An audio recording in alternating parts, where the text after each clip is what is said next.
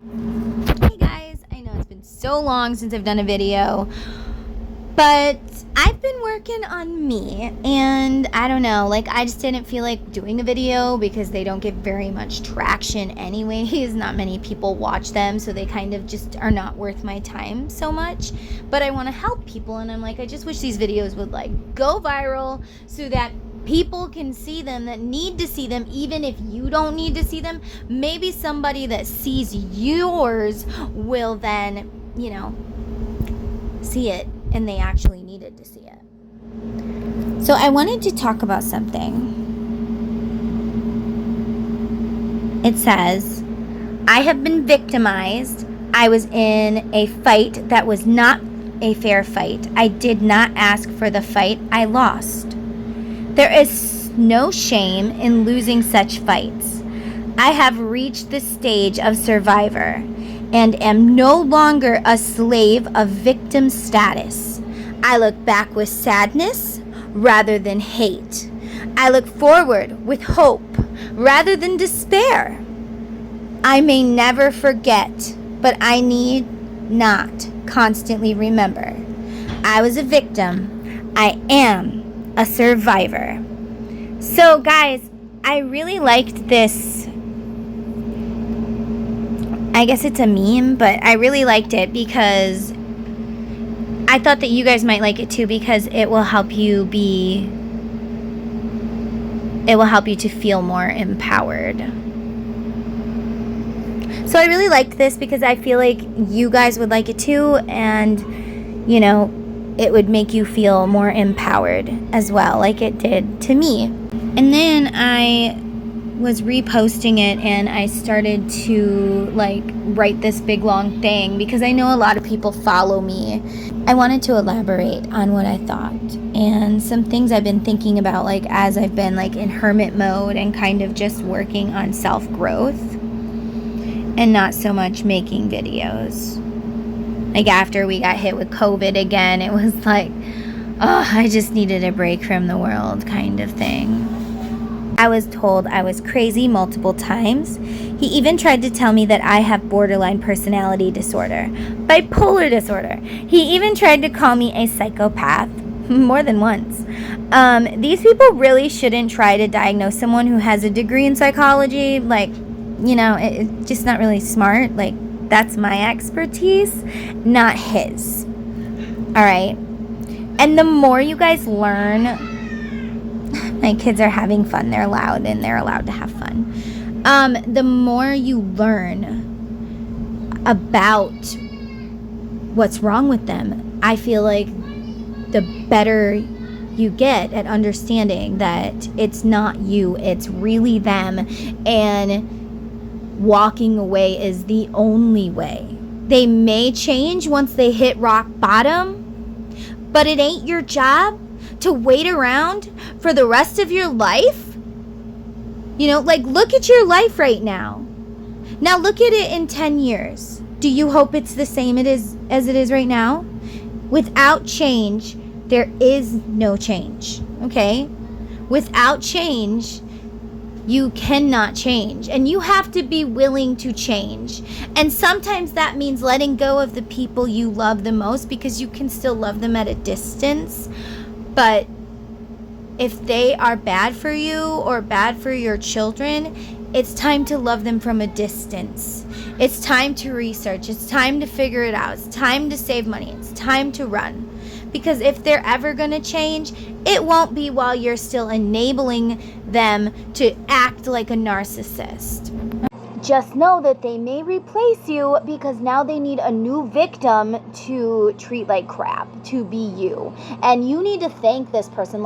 Thank God this person came along and took my person away, so now I don't have to be abused. It's a blessing in disguise, even if it hurts. It doesn't matter what they think. It matters what you're doing. Okay? So, my kids are playing. I don't really know what they're playing. Probably Roblox or something. They like to diagnose you or feed on an already a diagnosis you already have. And this works because they can make you believe that there's something wrong with you. It will keep you in a state of mind that nobody else would ever want you. Then, in your mind, you block anyone from wanting you or from you wanting anybody else.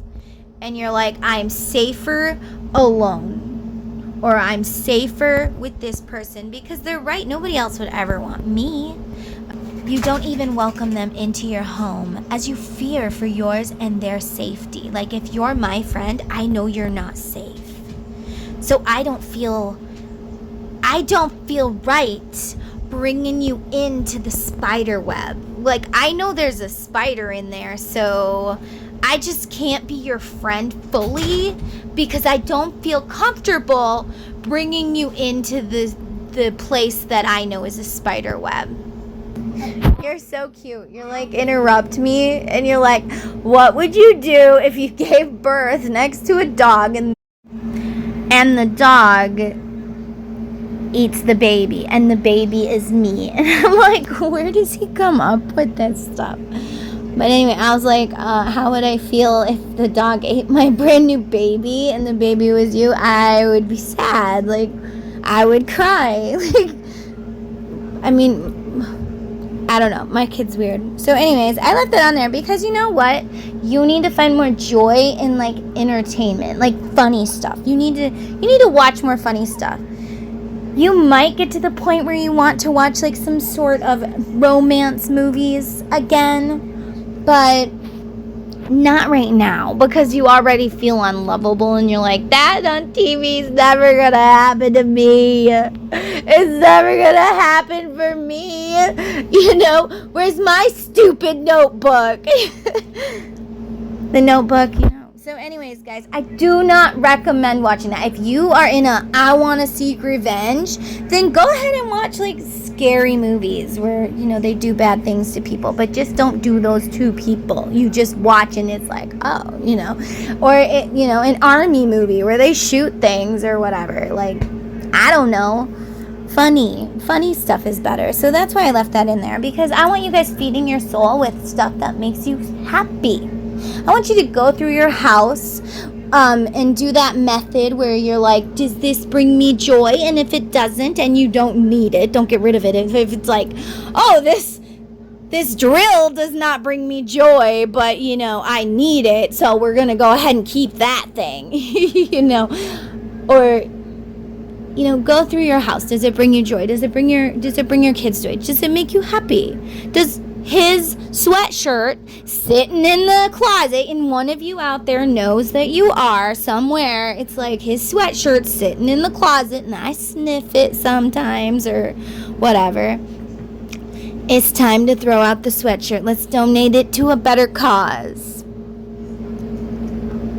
Maybe burn it and say, I cut the cords to this sweatshirt and to this person, you know, because that doesn't hurt the other person. It just releases you from the connection. And by the way, if you don't believe what I believe, that is okay. I love you no matter what you believe. I love you no matter what, because that's what Jesus was. Jesus was love, and he was here to bring love, and look at how people treated him. So, like, I'm just saying, like, you don't have to believe the same things that I do. But I have my own beliefs. I don't believe in anything except for the things that I believe in. Like, there's too many lies and truths in everything. And I believe there's truths and lies in all of the Bibles. All right, back to this. Where were we? I swear they do not want me to let this message out. And this is not the first video. Like, sometimes in my dreams, I'm like trying to make a video and everyone keeps interrupting me. And it's like, I need to get this message out because it needs to help people. And it's like, in the dream, I'm just like, can you just leave me alone and let me make my video? So that's my life. Like, I think that that's my subconscious. By the way, if you are wondering about your dreams, there's this dream app. It is very cool. I love it. It tells me all about my dreams and what they mean, and it's very awesome. It even can connect you to a psychologist. So you can literally, like, they know what you're dreaming, they know what you're, you know, what you're doing and whatever, but I love it. Whatever. Okay. Oh yeah, we were talking about we can't let friends in because we fear for their safety. If you have feared for your friend's safety and you're like, I can't be your friend because it's unsafe, whether it was a scary parent, a scary animal, a scary sibling, whatever, a scary husband, a scary wife, like, you can't come over, my wife is crazy. Okay, I'm sorry. I want to be your friend. You're really cool, but I just can't. It's not you, it's me. It's not me, it's them. So if you've done that, like, leave me a comment and be like, yeah, I have done that, where I would not be friends with somebody because I feared for their safety. Okay. When you making that cake? Okay, so that was another distraction from my children. So as you fear for your safety and theirs is what we were talking about. So by making you feel unlovable, in your mind you become unlovable. You also do not feel safe, and you don't want to have to protect somebody else by allowing them in your life. So you isolate yourself, which is exactly what they want. And that is why they make you feel scared and unlovable, so that you feel like you're not allowed to have friends. You're not allowed to have your own family. You need permission to call your own sister. You know, they have to be present when you call your sister. They have to know where you are with your GPS. They have to know every single move you are making. That's not love, my friends. It's an addiction. It's not love, it's an addiction. You know it is. You know it is. I'll read you my thing that I post for everybody. Like, I have all these different groups that I comment on, and I tell them all the same exact thing, because if I can just, like, I just like to turn on the light. It's like, turn on the light. That's what I'm doing. I can lead you to the water, my friends, but I can't make you drink it. If you want to stay dehydrated, if you want to stay malnourished, if you want to stay where you are for the rest of your freaking life, there's nothing I can do about it, but I surely can turn on the light. And that is why I go on these abuse groups and people, you know, and, like, tell them. I tell them. I'm gonna do it now. I gotta go find it now. I keep it in a Word document, and I copy and paste it, and if I have to add things, you know, then I will add things. But I wish that people would, like, just be able to know that it's there. Like, let's turn on the lights. We can't make them leave, but we can turn on the light. Just because they don't hit them doesn't mean they don't abuse them. Okay? You have a friend that's being abused right now, and you probably don't even know about it. Or worse, what if you have a child who's going to be abused in the future that you're going to need to know about what to do about this? Because guess what? 1 in 4 children get abused. 1 in 4 women get abused, probably because they are protecting the children. But, you know, and 1 in 5 men. Yes, 1 in every 5 men. If you take a group of 5 men, 1 of them is being abused. And I don't know, I think that's just physically abused, physically. So think about how many get mentally, emotionally, financially, sexually, and yes, men can get sexually abused too. So we gotta fight for our men. I'm a mom of 5 boys, so I teach them everything about it, so that way if they know, When they're an adult, if their wife is beating them, they know it isn't right, and they are not going to put up with that. Not at all. So think about that. 1 in every 5 men, 1 in every 4 women, 1 in every 4 kids. Put 4 kids together, one of them is probably being abused in some way. Women, men, they all get abused because they're angry people, angry, unhealed, unwanting to heal people in this world that just like to bring pain to others. You can call it narcissistic, which it is, but I more want to call it unhealed and unwilling to heal and unwilling to take accountability for anything that they do. You should go watch Big Little Lies and watch Nicole Kidman's character and how she continuously defends her husband's behavior. He didn't mean it. We were just playing. It was just she thought the abuse was foreplay. Why does she think it's foreplay? I'll tell you. It's because after they abuse you and they feel so powerful, now they want to go to the bedroom. You know what I mean? The boom boom room. You can't say it on YouTube, so they want to go to the boom boom room. Because they want to dominate over you. Like, I just dominated you. I feel good. I want to dominate you. Now, because I'm aroused. Comment down below if your person likes to go to the boom boom room after they abuse you. Male or female, people are abused, okay? Men abuse women, women abuse men, women abuse women, men abuse men.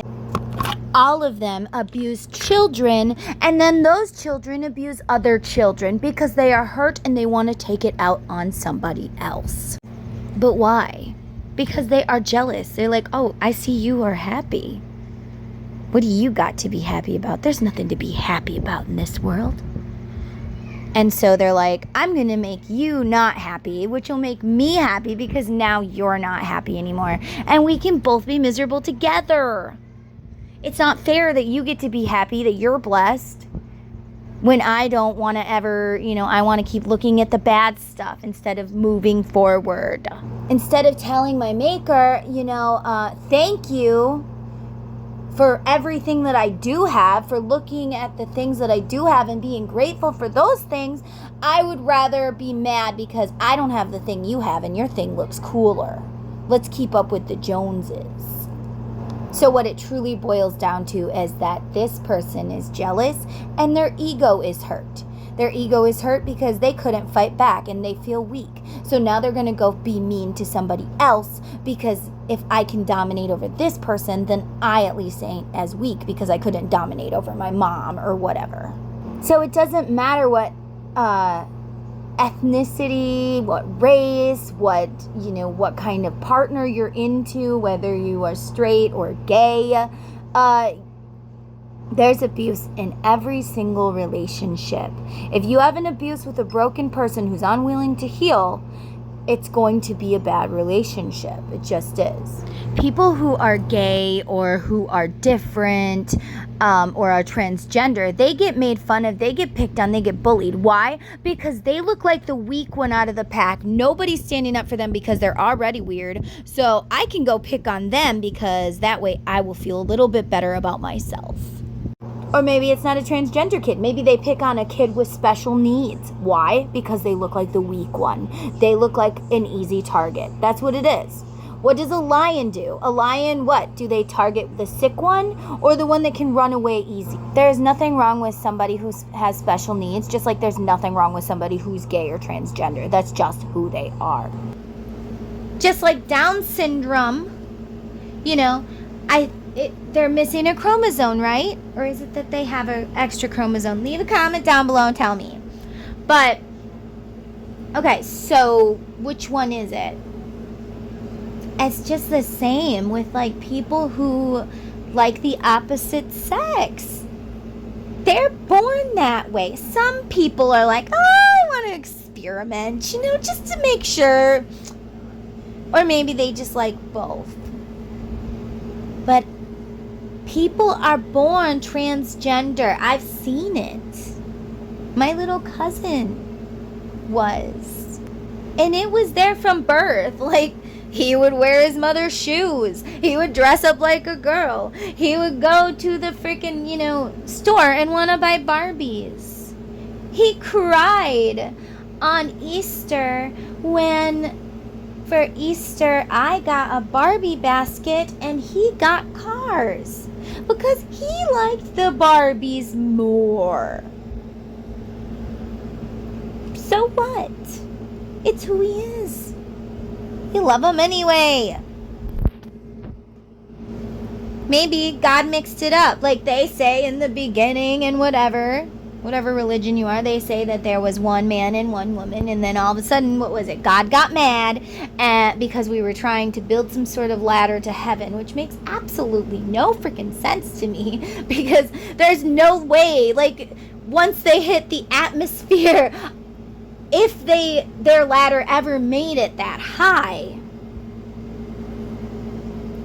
Like, when people go to space, they wear special suits and stuff. Like, why would God have to be like, oh, we're changing it now? You know, now everyone's going to be different. I think he made them different from the beginning. He's like, oh, I'll make Adam and Eve, and then I'm going to go to China and make, you know, Lee and Lou or whatever, you know.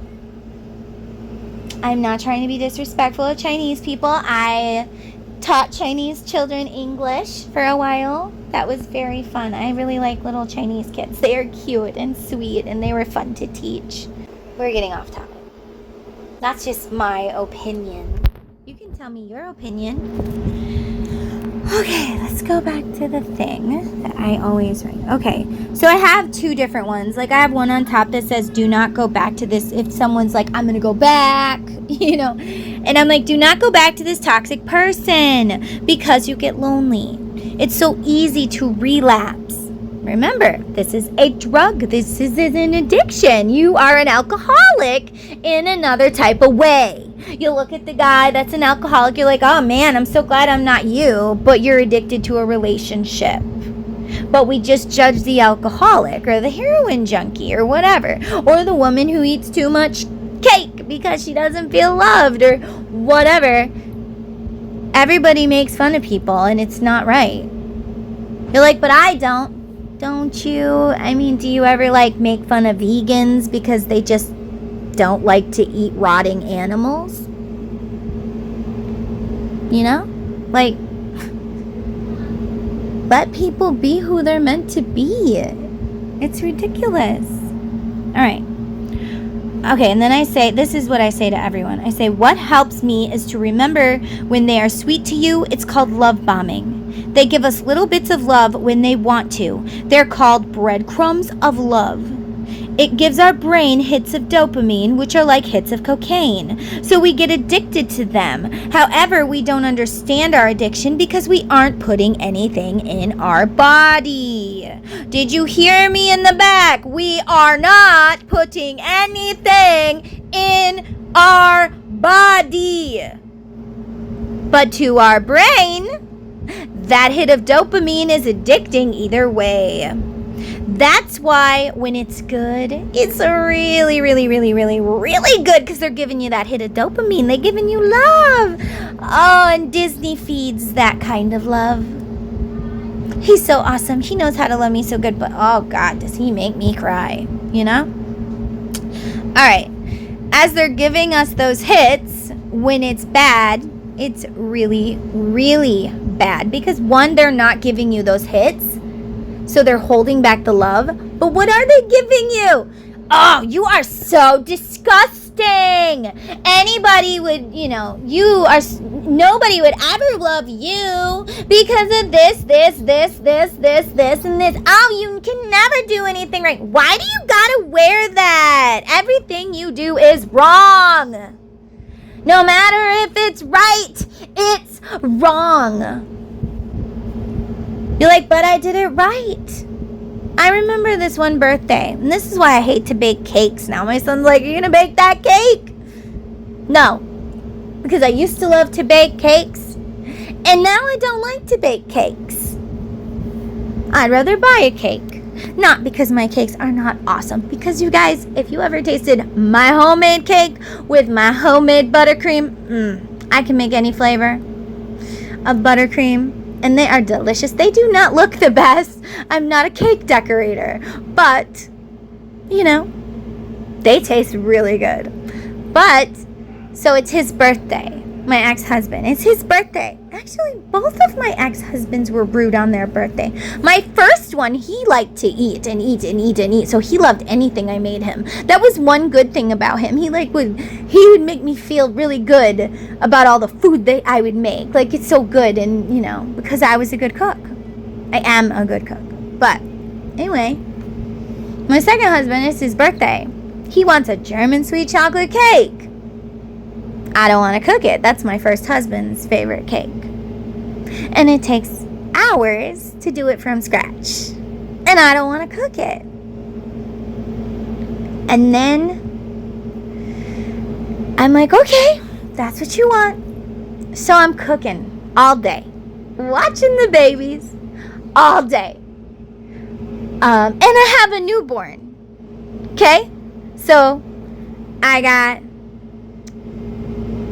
I think Connor was like in 3rd grade, and Elijah was in kindergarten, and Jude was 2 or 3. No, he was 2. And Jasper was a brand new baby with a terrible labor. Okay, I almost died. I lost so much blood because I was told, go on bed rest. Alright, you know, I'm bleeding, I'm scared, I got a baby in there, you know, I got to take care of this baby. And so I try to go on bed rest. And my husband says, did you get a doctor's note? And I said, I don't work. You don't let me work. Like, you never want me to work because I might meet someone. I might get a friend that'll tell me you're a loser. Or in your mind, I might get a new person that loves me more than you love me and shows me real love. And I'm like, I've outgrown you. Get the heck away from me, because now I got this guy. He actually loves me. You know, so I'm not allowed to have friends. I'm not allowed to work. I'm not allowed to do any of that. So, but he says, did you get a doctor's note? Because I called, I said, hey, I'm bleeding. And she didn't ask to see me. She just said, you know, you got an appointment in a couple days. We'll look at it then. And, you know, just go on bed rest for the next couple days. Don't get up unless you have to pee. You know, tell your husband to help do this, that, and the other. He can make dinner. And like, yeah, okay. All right, lady. Yep, I'll try. I'm like, I have 3 kids and I'm big pregnant. Like, I'll try. Okay. And he says, did I get a doctor's note? And I said, no, honey, I was told to lay down, not get in the car, and come to the doctors. And I'm trying to say this as kindly and sugar-coated as possible, because this volcano, I don't want it to erupt. I don't want to watch it blow up again. Okay, so,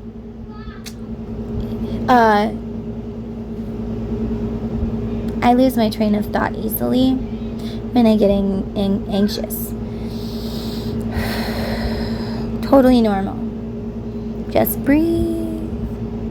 I'm calming myself. We should do this. This is called checking in with ourselves. This is loving ourselves.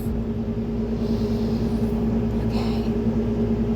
The doctor's note. Okay, so I'm just like pretty much shocked. I'm like, no, babe. He said to lay down. He said not to get up unless I have to pee. He said to make dinner and all of this other stuff. And to just buy foods that are easy for the kids to make themselves and whatever. And you want me to get in the car, drive on the bumpy road, and while I'm bleeding because of something's going on with our baby. Like, does this make sense to anybody? Like, because it did not make sense to me. And I'm like, I will tell them I need a doctor's note when I go there tomorrow, or whatever it was, you know, a couple days. I think it might have been the next day. I don't know. And then they put me on bed rest. I'm like, yeah, okay. And I'm like, I need a doctor's note. And the doctor's like, but you don't work anywhere. Did you get a job? And I'm like, no, sir. I just need a doctor's note because my husband doesn't believe me that I'm supposed to be on bed rest. And they all start laughing at me. I go into shock. I start crying. And I'm like, I'm sorry. It's stupid. And he realized that I was telling the truth. Like, he realized that I was, like, seriously needing a doctor's note for my husband. So he gave it to me. But what a horrible thing to have to go through, because he couldn't just be like, okay, babe, I understand. But he didn't. And I didn't go on bed rest. I wasn't allowed. In fact, when he would notice me sitting down, there would be something else he needed. Like, I wasn't allowed to sit down, even though I was pregnant. So when I gave birth, I was so excited because I felt the gush. I never felt it with Connor. I never felt it with Eli. Like, they all had to pop that thing because I did so good taking care of myself while I was pregnant that my waters were so thick, like the amniotic bag. My last baby, Lincoln, actually, the doctor pops my water. And he's like, oh my God, I've never felt something so strong. And I'm like, what do you mean? He's like, your water, your bag of fluids, it's like leather. I need to get a scalpel, like, to pop it. And it didn't work. Like, he wouldn't do it because he couldn't. He's like, he popped it and he's like, it's not going to work. And it didn't. But anyway, so with Jasper, I feel this gush of fluids and I'm like so excited. My water finally broke. I wanted to feel that it broke. Like, it was something I wanted to experience. And I call the nurse and I'm like, my water broke. She's like, yay. And she comes in there and her eyes are huge. And she just looks at me and she's like, she says, Sabrina, I don't want you to move. Do not move. I'm like, I'm in labor. I'm having contractions. Like, you want me not to move? Are you freaking serious right now? And she's like, yes, you need to just stay as still as possible. And she looks at my husband, who's playing on his phone, taking pictures of me when I'm in the real bad contractions, sending them to his mother so they can laugh at my pain. Okay. And so I'm in shock. I'm like, what did this lady see? I'm psychic. So I'm like, what is going on? I'm like, I asked my husband, I say, husband, I'm not going to use his name. Husband, I need you to look at my vagina. And he's like, that's disgusting, blah, blah, blah. I'm like, no. I need you, and I say his name louder. I'm like, I need you, husband, I need you to do this for me, because that nurse was freaked out, and now I'm freaking out, and I start, like, shivering, like, you know, like as if I was in a freezing cold room, and my teeth are chattering, and I'm just like, husband, I need you to do this, and like, and then I scream at him. I scream his name, husband, I need you to do this. Well, I'm trying not to move, so, you know. So he finally looks and he's like, oh my God.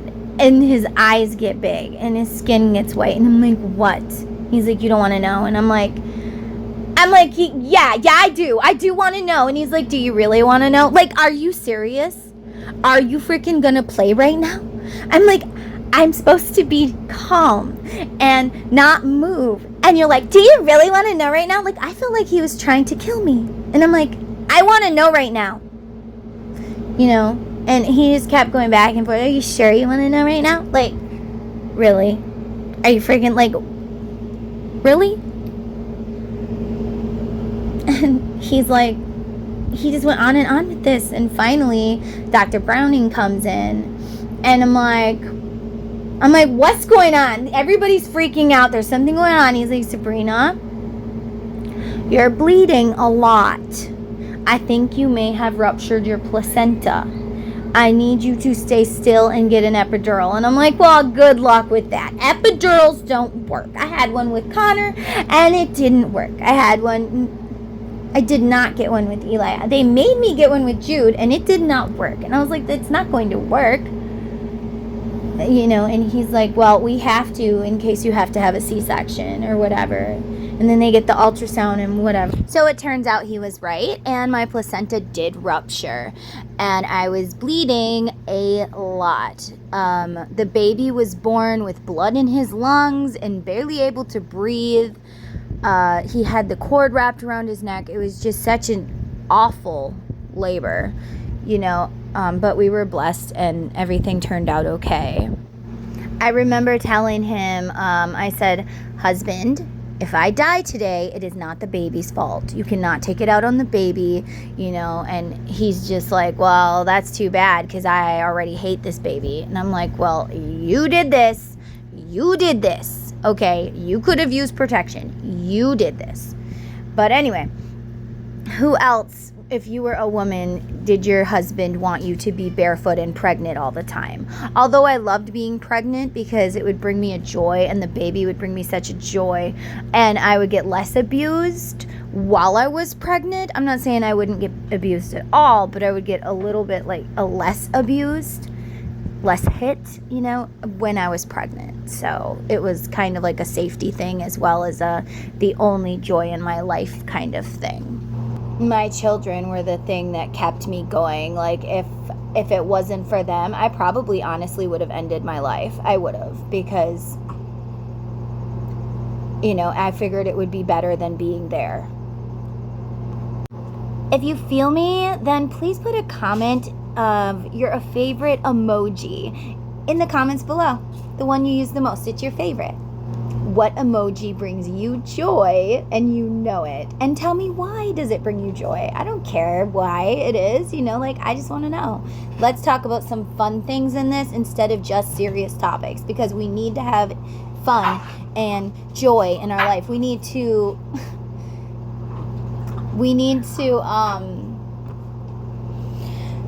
invoke our childhood selves to give us more fun, to do things we liked as children. Like, just the nerve. Did anybody else's abusive partner do these things? And if this isn't for you, like, just keep on scrolling. It's okay. It's okay. Like, this is for people who are in abusive situations that need to talk about it, because that's the only way to heal, is to find someone to talk about it with. And hearing other people's stories help. Okay, so because we're not getting those hits. Oh, so we go back to the cake.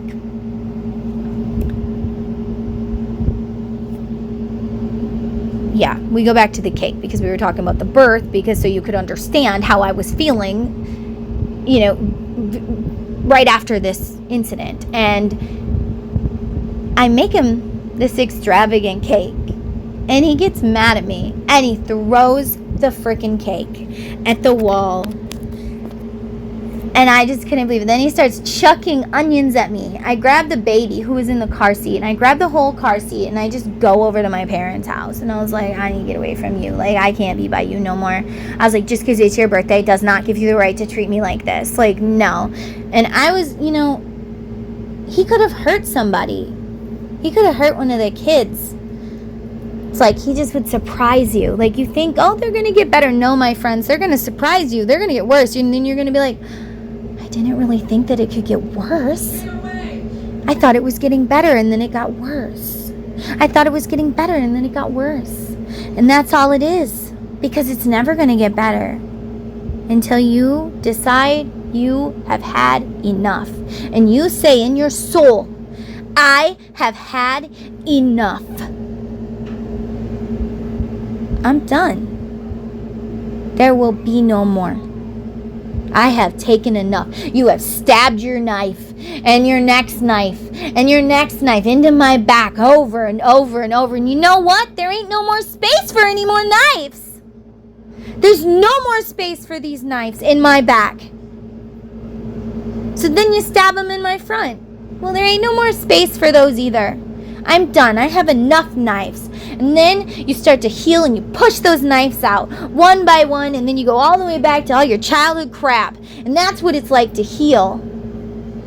And it's hard. And it's sad. And you cry. And you're supposed to cry. Any time in your life that you went into shock, be it your wife hit you with the baseball bat, and you didn't think she would do that, but she did. Even though you thought we were getting better, because that's the wheel.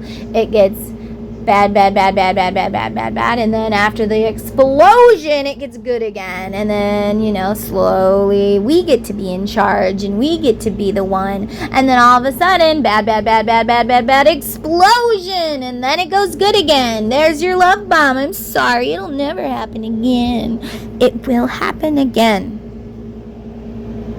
And I might get a lot of haters because you don't want me to open the eyes of the people you've been abusing. But you know what? Tough.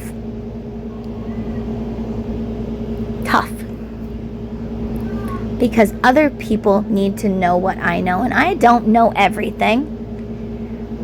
But I can share what I've learned. I can share what I do know.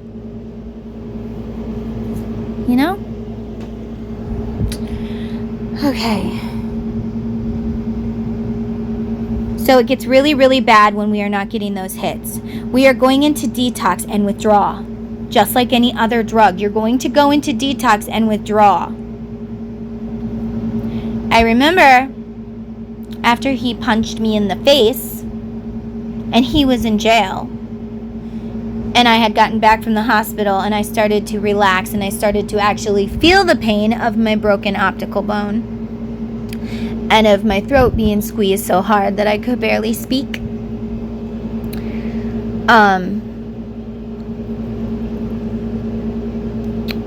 I remember that people would ask me how I was, and I was like, I want my husband. I just want my husband. I just want my husband. I just want my husband. And my skin was crawling as if I was an alcoholic, and I'm like, I just want my alcohol. I just want my alcohol. I just want my alcohol. Because that's detox. That's okay. That's normal. That's where you get out your recordings and you listen to them screaming at you, and you're like, oh yeah, I don't need that. I don't need his love bomb. I'm stronger than my addiction. You know how I quit smoking? Everyone's like, I'll quit after this pack. No, you won't. You'll buy another one. I had a full pack of cigarettes. Camel Crushes, my favorite. And I opened them up, and I'm like, it had like one or two gone. And I decided I'm quitting smoking. Once and for all, I'm done. And in my soul, I said, I'm done smoking. It's bad for me. I gave myself all these reasons. So instead of gaslighting myself in a bad way, I gaslit myself in a good way. It's bad for me. It takes away years from my children's life. It makes me feel like crap, and I went through all these different reasons, and I would look at those cigarettes and I'd be like, I'm stronger than you. You can't defeat me, cigarettes, because I'm stronger than you. Kind of like mocking it, like I'm stronger. I don't need you anymore. You can't really do that with a person, but you can take pictures. Like, I took pictures of my bruises so that I could remember the feeling of how it felt when I looked in the mirror and the person looking back at me had this huge black eye that I couldn't cover with any kind of makeup. No matter what I did, it was just boom. And it was there like a month or so. I don't remember exactly how long, but it was there, and I felt so gross, like gross in my soul. Like, how could I allow this? How could I allow him to treat me this way? And I felt gross at myself. Have you guys had any of those moments? Leave them in the comments. Okay. We are going into detox and withdraw. When we leave them, we also go into detoxing and withdraw. Okay? So this is normal. Detox and withdrawal. Look it up for alcoholics. Look it up for, PTSD. You've got all of those things. This abuse actually changes your brain. Literally, it changes your brain structure.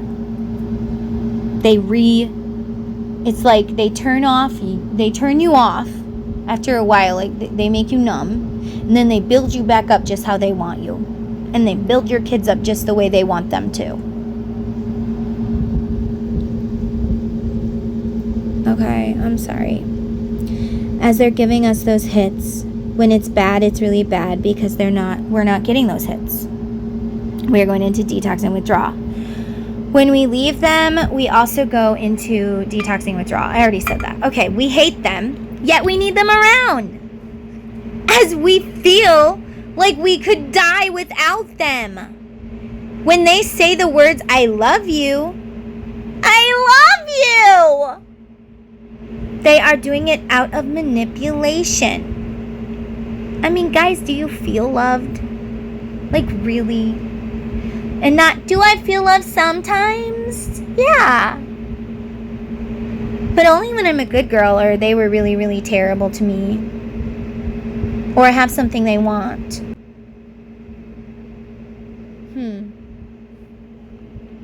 Let's open up your eyes and realize that it's time to let it go. I know it's hard. I did it. I did it with 5 kids. 5. How old were they? He left in 2020 because of COVID. He decided because of COVID he was going to quit his job. Well, I made him go, like, after this big fight. I knew I couldn't leave him, but I distanced myself. You have to distance yourself from it before you can let it go. Mentally, physically, emotionally. You need to take that time to get that evidence, of them yelling at you. If not for court reasons, for you. When you miss them, you listen to it. And then you're like, oh yeah. Or if you have any, gross emails, voicemails. You piece of beep, beep, beep, beep. You listen to that when you miss them. I did it with 5 kids. 5. Because he quit his job after I had made him go to the truck because I wanted to distance. And I thought, if he only sees us on the weekend, he'll love us. He'll love us the whole time because he'll miss us. That didn't work. And then it was every couple months or whatever. Like, oh, he really missed us. And, oh, I never called the cops before. He never went to anger management before. He never got therapy before. I never filed for divorce before. I never got a restraining order before. Whatever it was. Not to mention the court saying my kids have to go there on the weekends when I knew they were unsafe. And you feel like you have no choice. So you go back. My first husband, we had 2 beautiful Pomeranians. He would always threaten me. If you divorce me, I'm taking silver and diamond in the divorce. That way I can cut them up limb by limb. Like, really? Like, how could you be so disgusting? And then they don't listen to you in the courts. They give them back to the abuser. It's scary. Because you have no evidence. That's why you tell everyone. My ex-husband, my first one, he would say, I'm bipolar. I can murder you and get away with it. I I'd be like, you want to make a bet? And I'd call up my mom and my sister and anybody else, and I'd be like, hey, guess what husband said? Yep, that he can murder me and get away with it. So if you find me missing, it's husband. If you find that I'm dead, it was him, and it was pre-planned. Okay. Make sure you tell them any kind of threat. So husband, or so wife last night, not on the phone. Not if you're watched. But anyways, so okay, you're at the gym with your buddies or at work or whatever. So wife, whether you know them good or not, it don't matter. You need somebody to know it. You need somebody to know. You can't say, oh, it's perfect. It's how's things going with wife? How's things going with husband? Oh, it's perfect. We're doing so good. Blah, blah, blah, blah. He punched me in the face just, a few minutes ago, but I'm not going to tell you because I don't want anybody to know how awful it is because I'm weak and I look like a loser and I'm supposed to fight for this marriage because if fighting means giving up your life, it ain't worth the fight, my friends. Let the ego go. Let it go, go, go. Let it go, go, go. Let it go, go, go, go, go. You ever heard that song? You should listen to it. It's by Ant and Connor Maynard. Connor's spelled weird, though. It's like Conor. See, mine is spelled Conner. His dad was like... I was like, well, what are we gonna name it? And he's like, I don't know. What do you want to name it? And I'm like, I don't know. And I'm like, why don't you name it? And he's like, no, you name it. And I'm like, how about if it's a boy, you name it, and if it's a girl, I'll name her. And he's like, oh, okay. Well, that's easy then. And his name is Connor. With an E, not an O, because it's... Well, I'm not going to say the whole conversation, but So that was his name. Even if things didn't work out,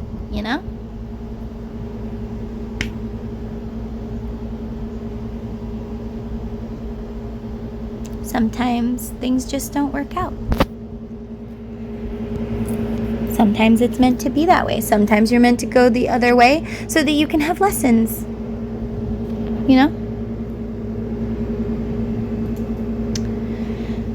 Okay.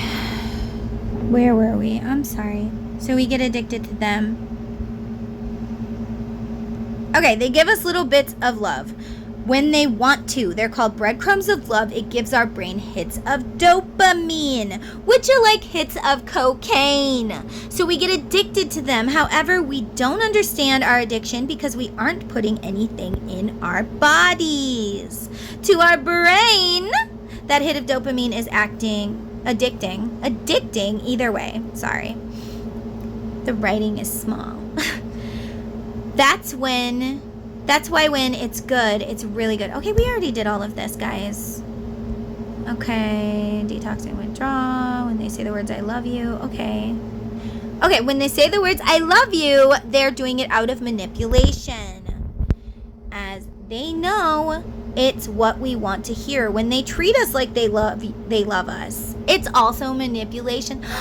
Baby, I bought you flowers. Oh, you did? They're beautiful. How come you only buy me flowers every time you hit me? Now when I look at the flowers, they're just sad. It's like a sad thing that's just gonna die. Like, you buy me flowers because you did something wrong. Not because you love me, but because you did something. Or whatever the gift is. A car, clothing, a gift, even a boom boom room gift.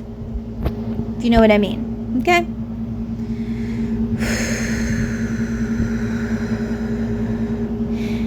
This is how they control us. We believe that it's love.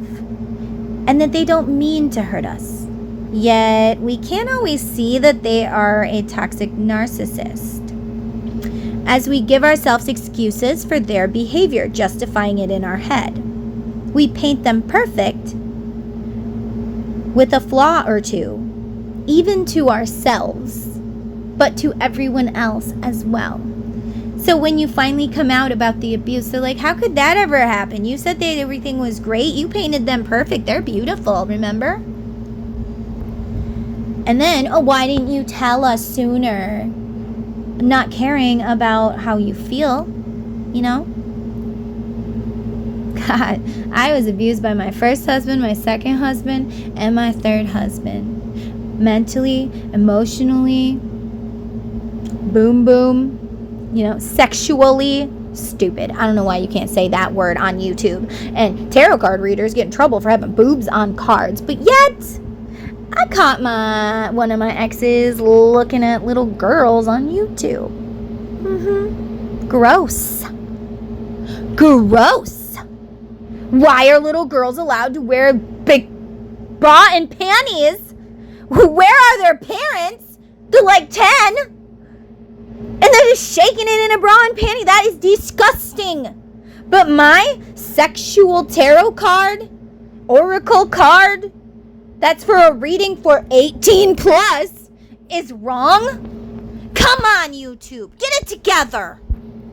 Sorry. Does anybody else feel this way? Leave me a comment. Probably won't even get any views.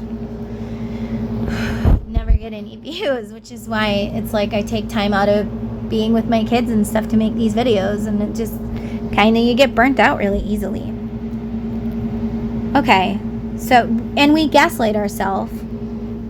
Oh, he did say that it was, I mean, I should have been nicer. Like, what if it was am I the narcissist? Am I really crazy? Oh my God, do I really have borderline personality disorder? Am I really bipolar? Do I really have, this, that, and the other thing that they said? Do I really look that? Oh my God, my ears are big. Oh Lord, I do have a fat ass or whatever. You know what I mean?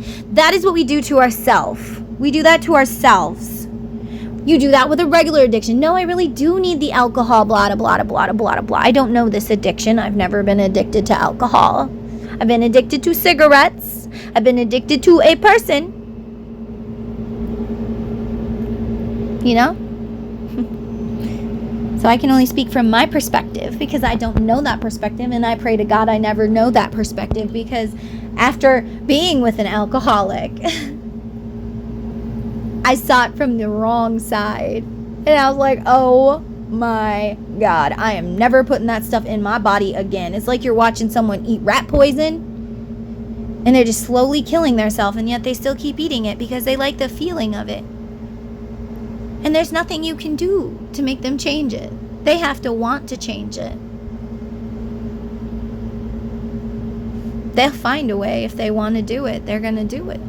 If they want to do it, they're going to do it. If they want to cheat, they're going to cheat. If they want to drink alcohol, they're going to drink alcohol. If they want to fight, they're going to fight. But you don't have to. You cannot respond. They hate it. Put an earbud in one ear that's not facing them and just listen. Listen to your music, your book, whatever is giving you peace. Pay attention with one ear, and they think they're screaming into the other, right? That's the only way I could make myself cook. I had to put in earbuds because he would be screaming in the other ear while I'm cooking. And I'm like, husband, can you just go somewhere else? Why you gotta scream in my face while I'm trying to make you food? Like, what is wrong with you? I'm doing something kind. I'm making you a meal, and you can't even be grateful.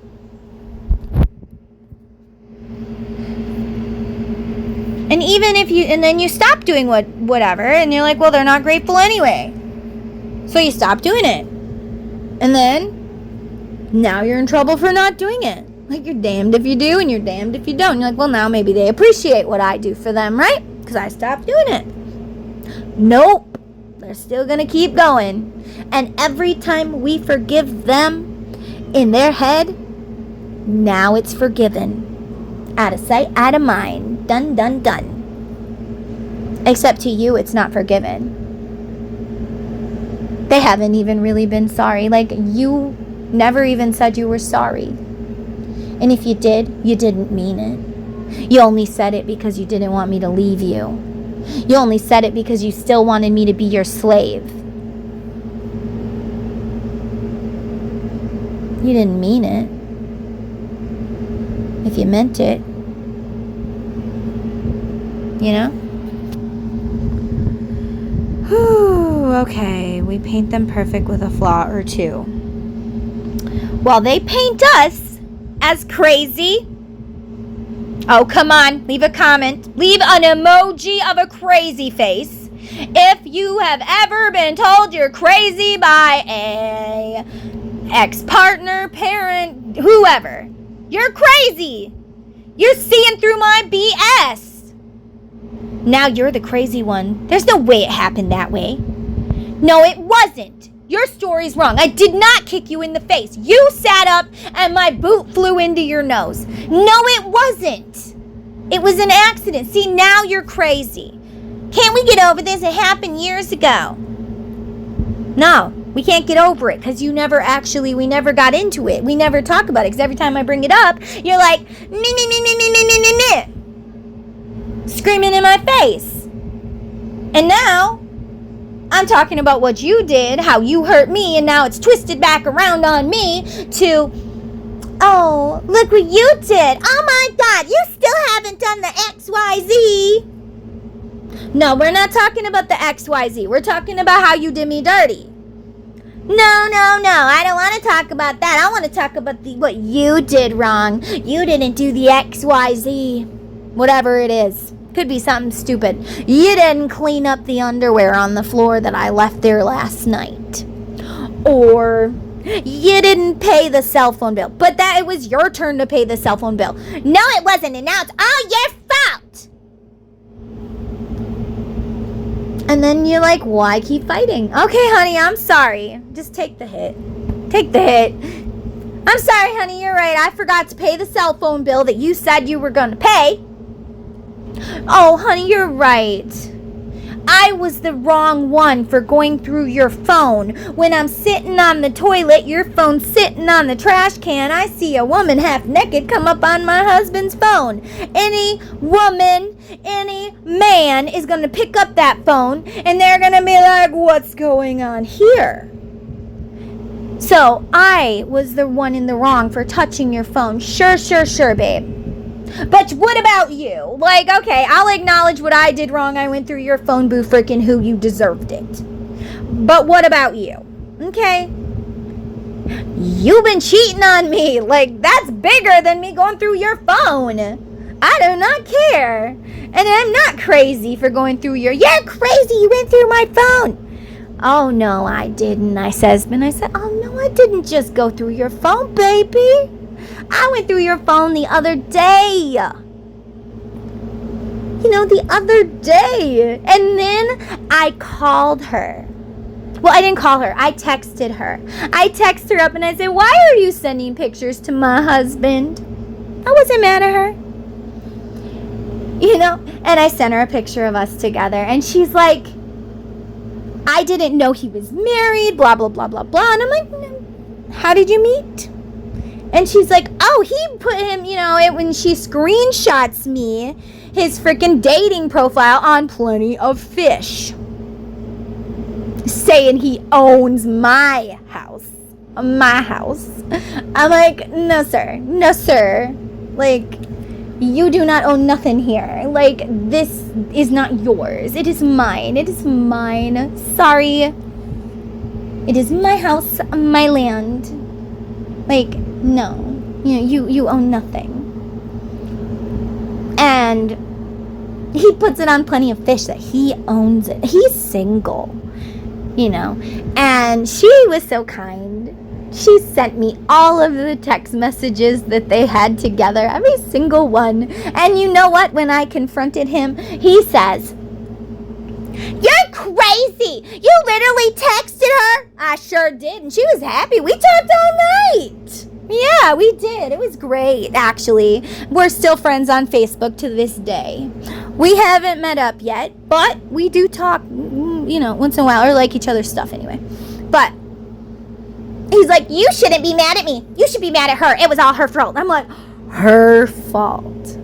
It was her fault that you went and got a dating profile on Plenty of Fish. That was her fault. Yeah, that was her. How was that her fault? I don't know. It was her fault somehow. And then I was like,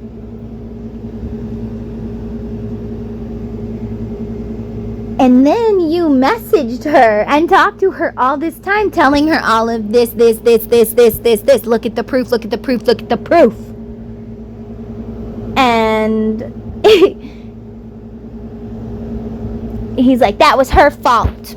I just felt bad for her. That's what he said. I felt bad for her because she just wanted somebody to love her. And I'm like, oh yeah, she really wants somebody to pretend to love her that's married. Like, really? Are you kidding? Like, do I look stupid? Maybe born at night, my friend, but it wasn't last night. I'm very wise. Very, very wise. Very wise. Okay? I am wise beyond my years. So he's trying to blame it on her. It's all her fault. And I'm like, you know what's her fault? You know what she did wrong? He's like, what? What'd she do wrong? Happy for me to explain what she did wrong and take the blame off of him. I'm like, she did the same thing I did wrong. She trusted you. She trusted you that you were true, that you were this dude you were pretending to be, which is the same thing I did wrong, was to trust you. Yeah. But because I had become addicted to him, I didn't kick him out yet. Nope. God gave us COVID. And he was mad at my son, my eldest son, my Connor, because Connor got COVID. Oh my God, he's gonna get us sick. Blah, blah, blah. You have to leave. So I leave my house, my dogs, and I go over to my parents' house where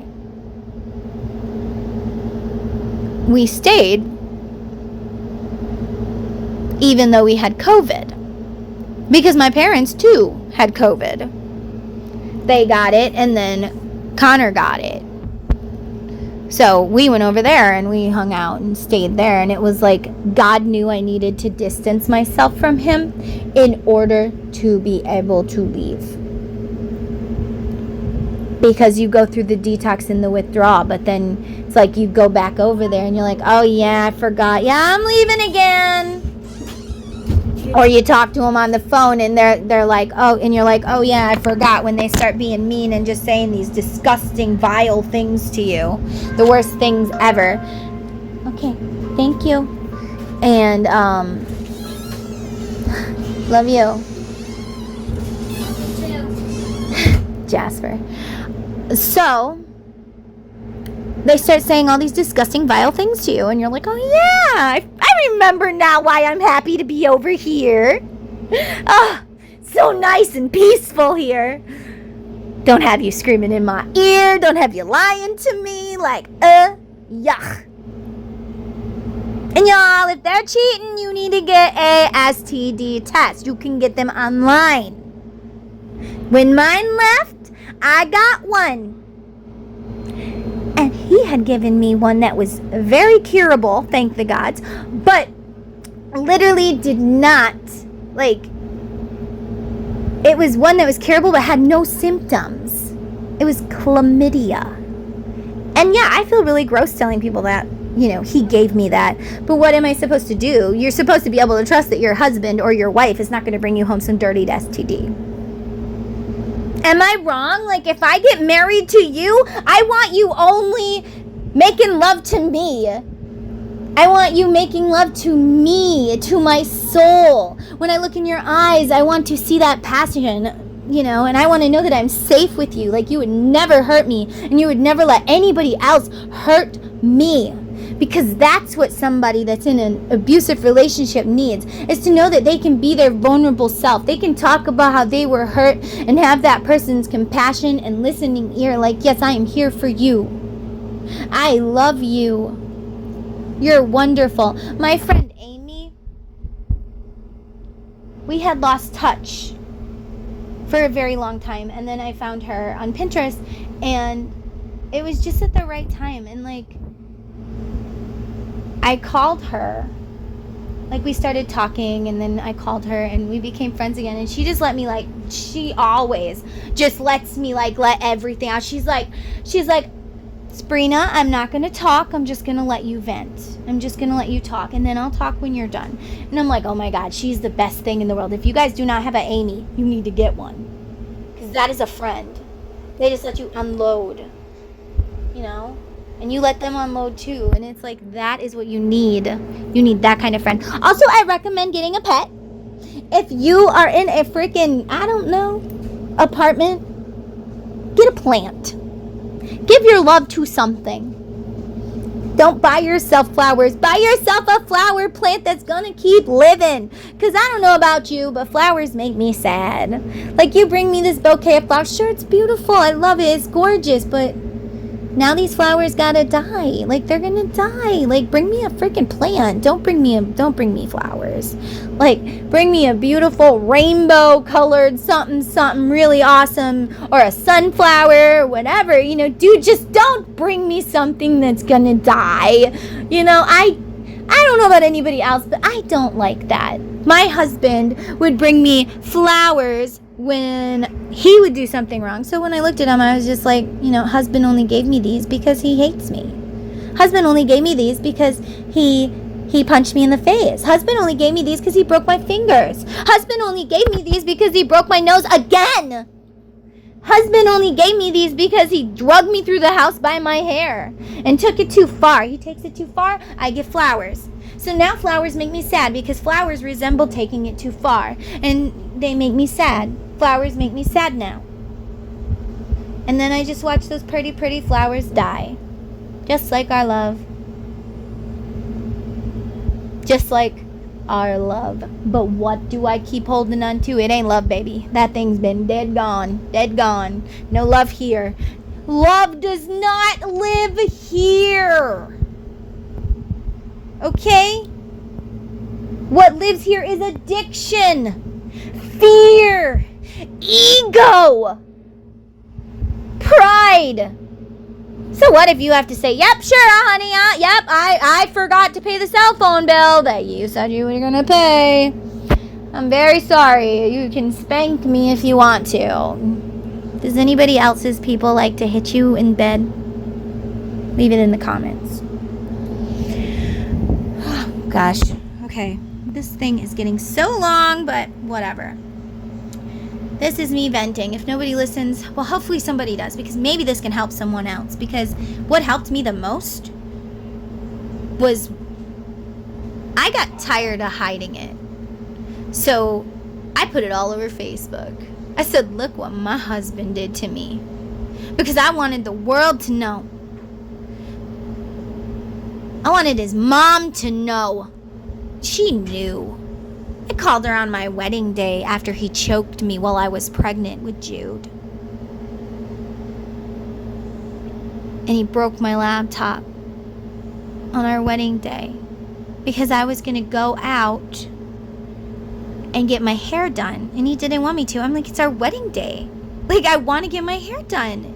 And he told me to do it myself. And I did a dang good job for, not knowing how to do hair.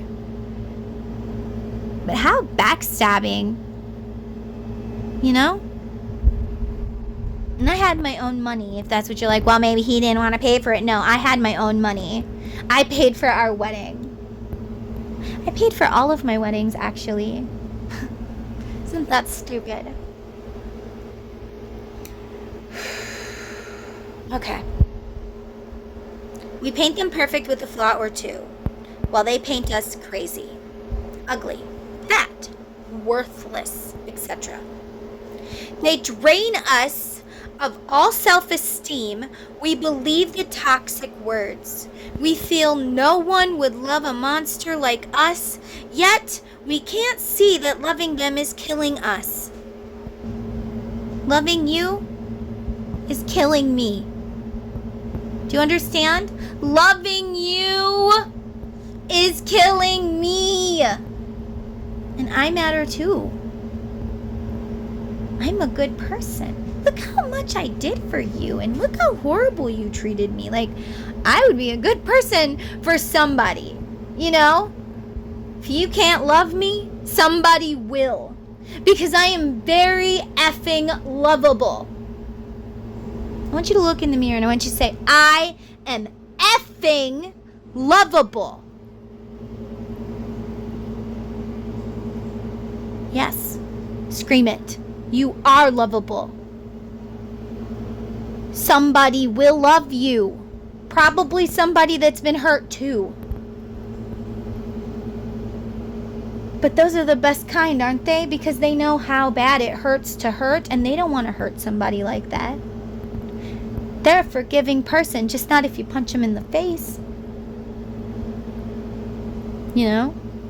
Maybe you abandoned someone. They're a forgiving person. If they truly loved you. Ooh, hey baby boy, what you doing, my Lincoln? I'm hungry. You hungry? We'll make food in a minute, okay? Oh, wait, we're going to Grandma's for dinner. What did they make? Corned beef. I'm not eating corned beef. You like corned beef, remember? What? How do they make? I don't know, but let me finish doing this, okay?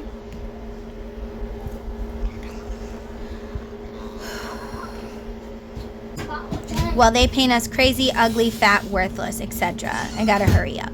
They drain us of all self-esteem. We believe the toxic words. We feel no one would love a monster like us, yet we can't see that loving them is killing us. That's where we were. When we put ourselves in that position, we are not loving ourselves. And if we don't love ourselves, the universe doesn't love us either. It's an energy. If you're sending out energy of, I hate myself, I hate myself, I hate myself, I'm worthless, I don't deserve good things, then you don't get good things. Like, you start to say, I love myself, I love myself, I love myself. But you really got to heal your crap, and you really got to love yourself. It's important. Okay. You can't keep feeding yourself poison and calling it love. Sometimes self-love is understanding that their, quote, love is bad for you, that you are a whole person and you deserve better too. You matter too. You are stronger than you think, and you can do this. You 100% can do this. You cannot do it if you're like, can't do it because of this, and this. No, you need to say, I think I can. I think I can. Just like that little engine that could. You are the little engine that could get up the mountain. You can do it. You know? I can do this. I am stronger than my addiction. Your first step is opening your eyes. Turn on that light. Seeing clearly after being told you're crazy. You are not crazy. Look in the mirror and say, you are not crazy. You are not ugly. You are not a POS. You are not worthless. You are not stupid. What you are is a freaking warrior, baby, because now you see through their crap. And that's what you need. That's how you go from victim to survivor. You start learning. You start using it the way you need to. You start gathering that evidence. Even if it's just for you. All right.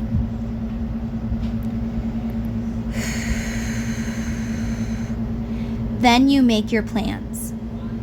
Again, watch Big Little Lies if you can, HBO Max. I know it costs a little bit of money, but if you can afford it, watch HBO Max. Big Little Lies. Nicole Kidman's character, because she like literally starts moving things out, and you will just learn so much, I guarantee you. And then also Maid, M-I-A-D, like a maid, like a housekeeper maid, on Netflix. Watch that one too. Very, very good shows that teach you so very much. And I don't want you watching it like, oh, I'm gonna binge watch this and whatever. No, I want you saying, I'm gonna learn from this, I'm gonna pay attention to this, and I'm gonna learn. Right now, knowledge is power. And you need to get all the knowledge you can, baby. Get all the knowledge you can. You got this. You got this. Even if you only take baby steps. Even if it takes you so long. You know, it took me 6 years to get my bachelor's degree. 6 years. Because I was raising babies. Being abused by my husband. Because I was doing it little by little. 2 classes at a time. I was just doing it super slow. But you know what? Slow and steady. Won the race. I graduated in 2018. Okay?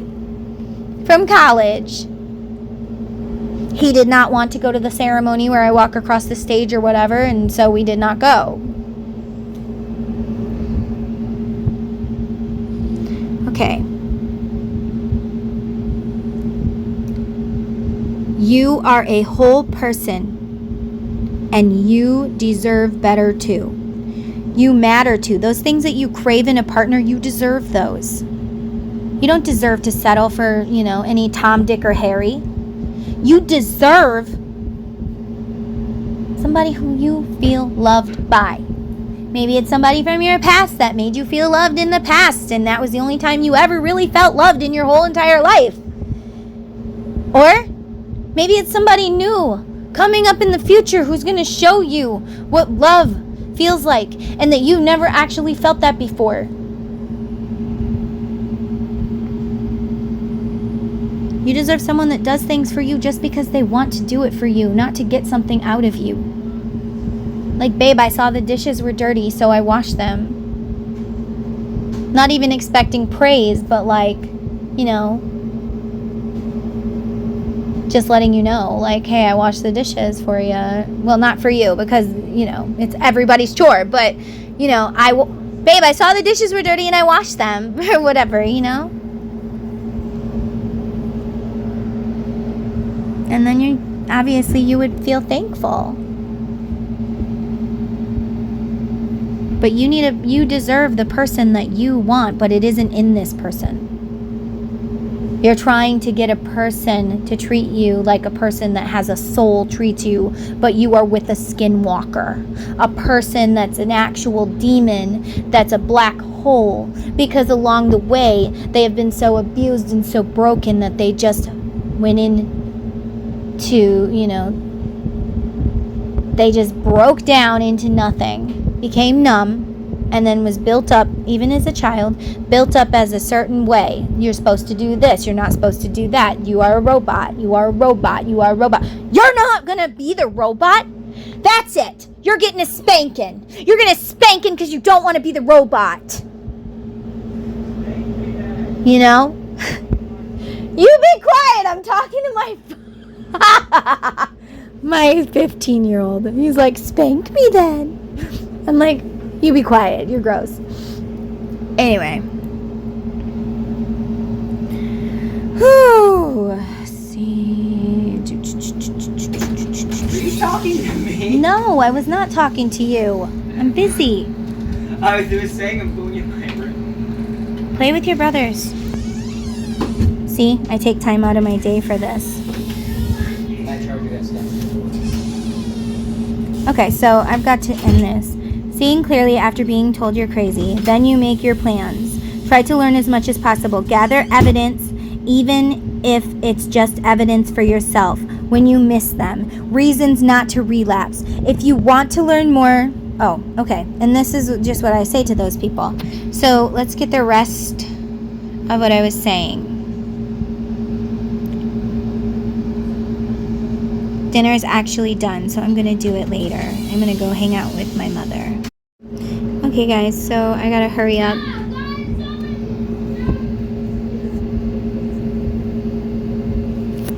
Okay, guys, so I gotta hurry up. But where were we on this other thing that I wrote? Okay, by making you feel unlovable in your mind, you become unlovable. You block the way. You say, if you say I'm unlovable, you'll act unlovable. You'll think that nobody else would want you, so you won't try to pursue anybody else. They make sure you won't cheat on them. That's why they're not actually scared that you're cheating. But when they say, you cheat on me, blah, blah, blah, it's because they cheat on you. Almost always. I'm not going to say always, but a lot of the time, okay? Probably 70%. And then they tell you, you're so lucky to have me. Nobody else would want you but me. That's BS. Then they proceed to go into this big list of reasons why nobody would ever want you. You are a narcissist, able to see, oh, no. They call you crazy, they tell you all these things that are lies, and they even are reflecting it from their self. Like, they know they're the narcissist. They're like, yeah, I know I'm narcissistic. I know. So I'm going to call you narcissist. So that way you look like the crazy one, and I can pretend that I'm the good one, especially in front of strangers, Remember, you are not the narcissist. You are able to see your own faults and mistakes. You are able to hold yourself accountable for things you actually did. And even for things that the narcissist, if you want to call him that, or the unhealed person, actually did. You start to believe it. Like, yeah, maybe I did do that in your own head. Maybe I do need to work on myself. Like when they call you ugly and then describe everything that's ugly about you, inside and out. Gaslighting you to get you to believe it. You believe it. You start to hate the person looking back at you in the mirror. Why would anyone want someone as ugly as me? This is them feeding on some sort of abandonment issue that you may have. Anytime that you felt unlovable in your life, anytime you were abused or neglected, if you were picked on at school, they pick on you like that. Anything that you tell them hurt you, they use it to hurt you also. And then they tell you that they didn't. You just are reflecting your past relationship. Like, oh, I slapped you, but I didn't actually slap you hard. You're just scared because your past, your ex-husband slapped you. No, actually, I was pissed off that you slapped me because you knew what I've been through. And you're like, oh, that wasn't good enough. Let me do it this way. Like, screw you. Screw you. All right. But they also love you. Okay, no. Anytime you felt unlovable in your life, anytime you were abused or neglected, if you were picked on at school. Yeah, we already did that. They pick on you like that, but they also love you so strongly sometimes that you get addicted to that. Maybe you always were picked last or not at all. So when somebody finally picks you, they want to love you in front of the world, not behind closed doors. Or, if this is a situationship. Yeah, you can get addicted to that too, my friends. Yes, you can. So if you have some sort of situationship and you guys sneak out the window and go mess around at night, but yet they won't make you their girlfriend. They tell you they love you. They do all these things that says they love you. They tell you they want to marry you, that they're going to marry you someday.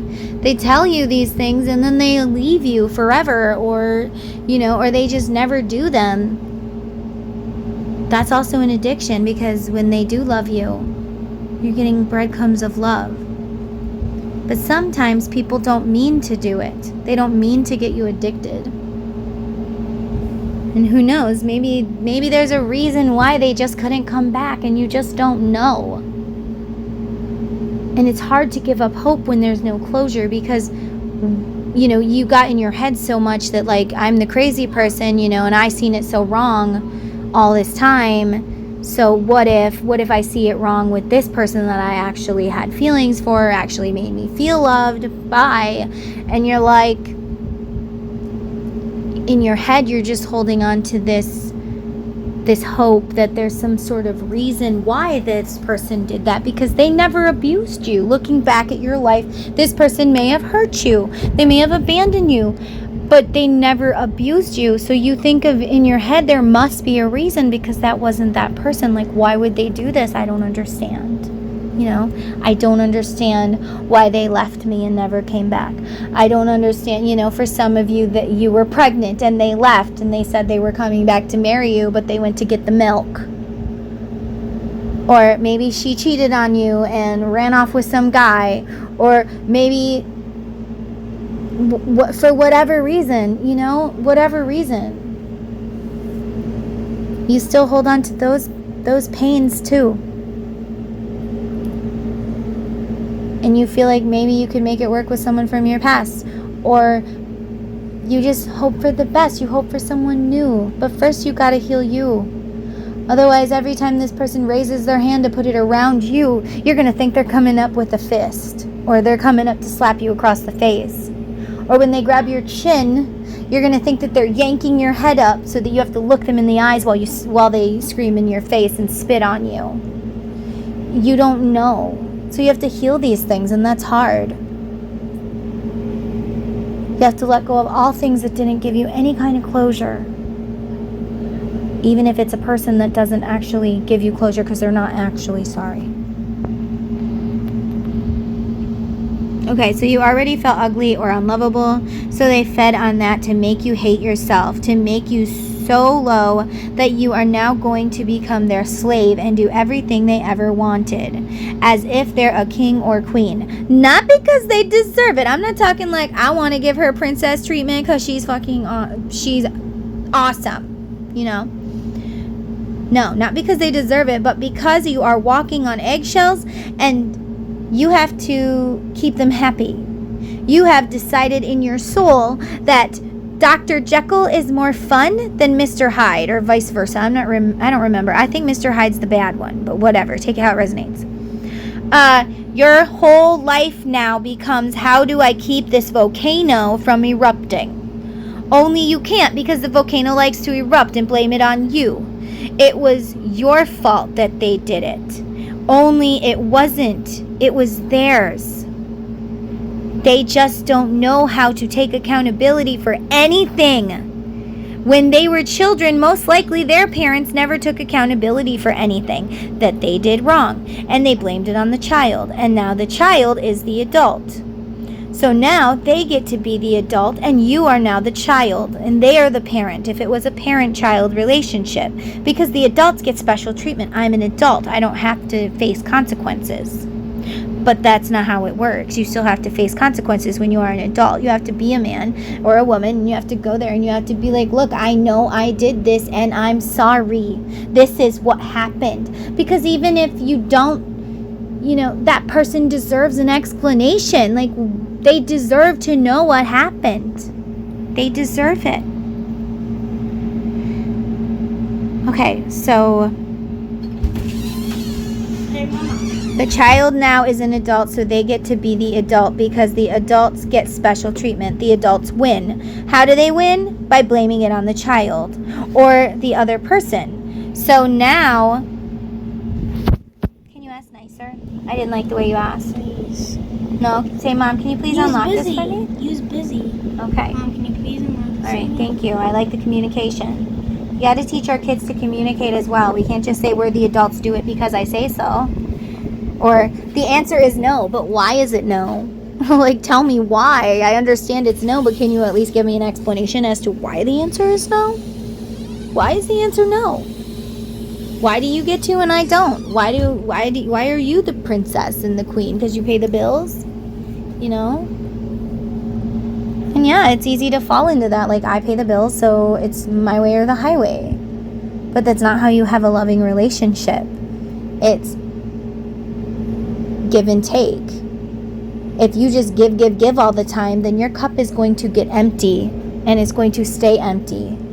If you are giving and they are only taking, they are stealing all of your energy and all of your goodness and all of your happiness and all of your joy. You ever notice that when you feel joy or you're doing something fun, that person would come along and all of a sudden they wanted to fight, so your joy would be gone right away, like they couldn't stand it?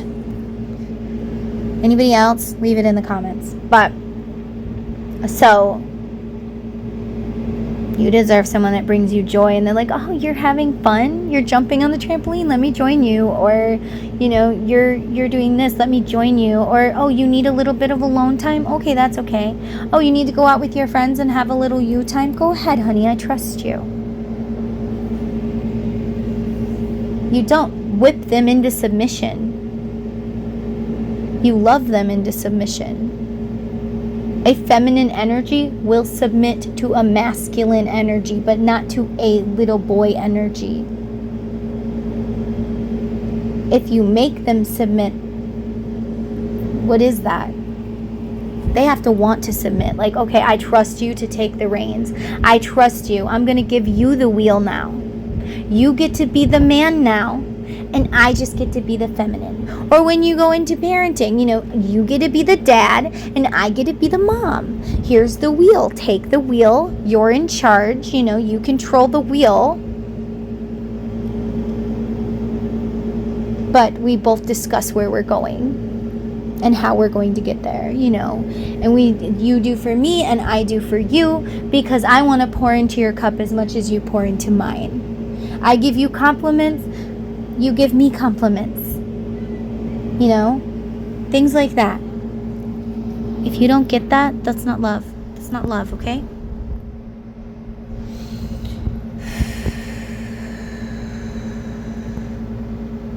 Okay, how do the adults win? They win by blaming it on the child or the other person, which could be the spouse, whatever. So now this grown-up child needs to never be held accountable, because now he is an adult, and adults aren't held accountable. Or that's how they were raised. Also, adults do not have to do anything because somebody else has to do it. The children, the spouse, whatever. I never seen my mom do it, so I don't have to do it either. You know, whatever. They got spanking, so I'm going to spank my kids. It worked for me. Did it? Or did your little body go into shock? And if you really think about it, did that beating really work for you? Or would it work better, instead of dad hitting you on the hand and saying, no, don't touch that outlet, say, baby, we don't touch outlets. There's so much electricity in there, you know. It will give you a very big pain. You know, you just explain it to them. You can't just say, stranger danger, stay away. Nah, you gotta let them watch some scary movies. Maybe not super bad scary movies, but like scary movies. So you're like, see, this is why we don't talk to strangers. Yeah, crazy person. Now that my older sons are getting older, I have made them watch, what is that movie where the girl kills her boyfriend in the shower? Jodi Arias, something. Jodi Arias. It's a true story. Like, this girl, like, he never thought that she would, like, kill him. He let her back in because he relapsed. Then she was going through his phone because his ex messaged, and she replied, and then she went and stabbed him to death in the shower, and all he thought was she was just coming to give him a love bomb. She was coming to get in the shower. She just wanted to take his picture because she took a bunch of pictures, and she's like, turn around. And then as he turns around, she stabs him, and she dropped the camera and actually took a picture of herself killing this guy. Poor guy. He didn't have a chance. He trusted too much. He let that addiction get to his head. It was sad. Travis something. But yeah, you guys should watch that. Like, you don't just tell your children no, you teach them why. Like, my kid was being too rough with the dog, and I'm like, no. Do you want to know what a dog can do? We watched Cujo. They need to remake Cujo. Sorry, but they really do. But anyway, they watched Cujo so they can see what a dog is capable of. I don't want you to trust the dog, not even my dog. I don't want you to trust anything fully. And this is why. What did they do? They learned. When we're playing outside and my kid got close to the road, I made them watch Pet Sematary so they could watch the little part where the little boy gets run over by the semi truck. That way the older brothers, I was like, do you see, this could happen to your little brother because he doesn't know not to go in the road. So they would watch it, because when you have children, you need to all be keeping your eyes on these babies, not just one of you. And you have to do everything yourself in these relationships. You have to keep an eye on the kids. You have to do everything for the kids. You have to do everything for husband. You have to do everything for the animals. You have to do everything for everyone else. But what about you? And then at the end of the day, you're like, oh, I'm so tired. I want to take a shower, but I think I'm just going to go to sleep. You know, I'm just so tired, and I know he's going to wake me up at the butt crack of dawn. And then you get in bed, and they want to fool around, and you're like, no, I'm tired. Oh, how could you be tired? You didn't do anything all day. What'd you do all day? Are you serious? Are you freaking, really? So then you just do it because you want to get it over with so you can go to sleep. That's not how love should be. And there's going to be a lot of people that are like challenging me and this is stupid and whatever. And fine, go ahead. This is my perspective. This is from the mind of the victim, the mind of the survivor, the mind of the warrior, because that is who I am, my friend. And the only reason that you have a problem with it is because you don't want me to open the eyes of the person you are abusing. I said what I said. Okay. Yep. So guys, if you liked this, please share it with your friends. Give it to people that know it. If you share it, you don't know who you might be showing it to. Maybe this person is secretly in the closet and being abused, and maybe we can just open their eyes. We need to open the eyes of people. People are like, well, Sabrina, why do you do these dumb videos? Why do you sing your songs? Why do you do that? Because when I was a little girl, I said I was going to make movies. I was going to talk. I was going to do this. I was going to do that. And my younger self, now that I have healed her, wants to do those things. Even if they don't get big. Even if it's not popular. Even if. And you need to do it too. Even if. So you don't die with regrets. I always wanted to produce a song. I did that. Is it going the way I wanted to? Not really. But not a lot of people have heard it. You know, I'm not very big. If y'all want to listen to my song, it is called Serenity, and it's kind of about how it feels when someone dies. But it's also about, in this kind of relationship, it's about how it feels when you realize and the lights come on and you're just like, God, grant me serenity to accept this. I need to accept this person for who they are. Or if that person abandoned you to go, somewhere. And they never returned. Then you say, God, grant me the serenity to accept this. I need to accept that they're never coming back. I need to accept that no matter how much I love that person, they're never coming back. I need to accept that no matter how much I love this person, no matter how much I love them, you just like, oh, if I love them enough, they'll change. If I love them enough, they'll change. If I love them enough, they'll change. No, you can't. They will not change. But you can change. What if they really are just demons wrapped in skin because the parent or whatever, something broke them to the point where their soul left their body? Because a lot of times when he was abusing me, I swear that my soul would just leave my body and I would just kind of stand there numb and just listen. Kind of like meditating while being screamed at, but not noticing, not really knowing you're meditating, and kind of just envisioning yourself somewhere else, anywhere else. Maybe it's a person from the past arms that you loved, and you're like, you know what, I'm just going to daydream and I'm going to go there. I'm going to go there. I'm going to be in his arms. He's going to keep me safe while I'm being abused. But he's going to keep my soul safe. My body, it can take it. Dolores Cannon said that when you get close to death, God allows your soul to leave the body. The body still goes through the torture, but your soul ain't in it. And I believe, and you can go ahead and question me, that Jesus Christ, when he was being tortured, it was only his body. God allowed his body to leave, his soul to leave his body early. So he didn't have to feel that pain because it was something meant to happen. It had to happen. He came on this earth to make this happen, to open up eyes. It's time to open eyes, people. It's time to awaken. Even though they're like, don't awaken, you need to stay asleep forever so you can be robots. everybody can be healed if they just try. That's my belief. And before you come at me and you're like, oh, but can I heal my diseases? Dolores Cannon sure said you could. You can heal diseases by healing the energetic blockages and by giving your soul the love that it needs. By loving you. Then the universe loves you and helps you. But when you're like, I deserve this treatment, the universe is like, okay, here you go, have some sickness. Did you deserve that? Or maybe it's karma. But we create our own reality. I do believe that. So you guys, don't forget to like, subscribe, share. Please share this video. Get it out there for people who need to awaken. Even if you think it's dumb, somebody else may need it. It could save their life. It could save their life. I have a friend who told me about his daughter who got murdered. She allowed her husband back into the house after he had abused her because she was addicted, and to see the kids, and all of a sudden the kids are in the pool and he murders her in front of the little 2-year-old baby. He murders her. Then he left. The children had to find the bodies.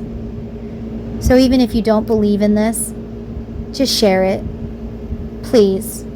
Help me get this word out to people so they can save their lives. People are like, oh, they must like it, that's why they stay. Absolutely not. Their mind has shrank and become nothing. And they've been built up as this robot. Alright, love you guys. Bye. And remember, you're stronger than you think you are. And just keep swimming. You got this. Just swim a little bit at a time and you'll get through that ocean, baby. You'll get there. I love you. So like, subscribe, and share, and comment, guys. This really helps to grow the channel. This will get it out there. It will make YouTube push this. And as always, if you guys want to check out my other content, check out my link tree. You can look at my other things in my link tree, as well as if you want to send donations, you can do that there. You are stronger than you think you are, and you can do this. Do me a favor. Go in the mirror and say, I love you to yourself. I love you. I love this about you. I love this about you. You're awesome. This is what I love about you. Look in the mirror and say, damn, I'm hot. Focus on the good stuff, not the bad stuff that you hate. We all have those. But be like, oh my gosh, I sure have nice legs, or, eyes, or whatever. Love you today. Do what you need to do to make yourself beautiful or handsome, to feel confident, because confidence will help you so much. Love yourself today, because I love you.